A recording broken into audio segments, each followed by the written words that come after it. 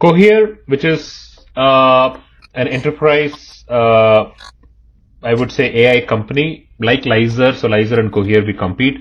Lizer focuses around data privacy and secure AI agents, while Cohere has all of these but provides an API to customers. So that's where I think we are slightly different. We follow the SDK model; they provide API model. Though Cohere is a competitor, I should give them credit to what they launched last week. So from a Gen AI CIO standpoint, it is super important for our viewers here because we want to be like, this is the best example to show you that we are unbiased in our effort to cover the right news for you. So Cohere launched Command R, which is another API function using which you can now build, say, QA, multilingual question answering bots, summarization bots, etc.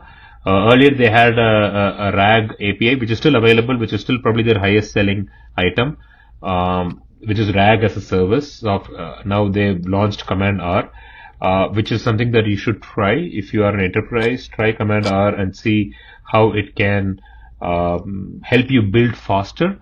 But if you want the same speed but absolutely private, then that's where Lizer comes in, where we give the same capability as an SDK for you, which runs locally on your cloud. But Cohere, again, I admire what the company has done so far. In spite of a couple of pivots, they are still going really strong. And so Cohere, I don't know if you know, Cohere started as a GPT-4 competitor last year.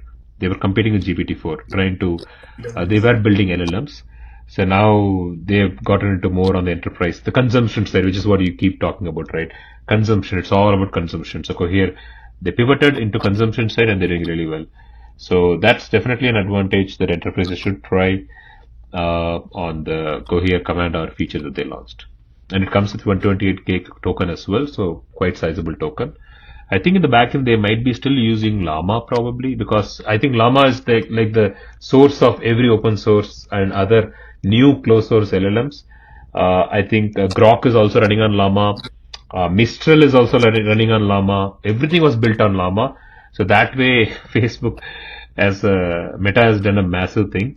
Cohere, I think, is also probably running on Llama as its core. But yes, another fantastic update for enterprises.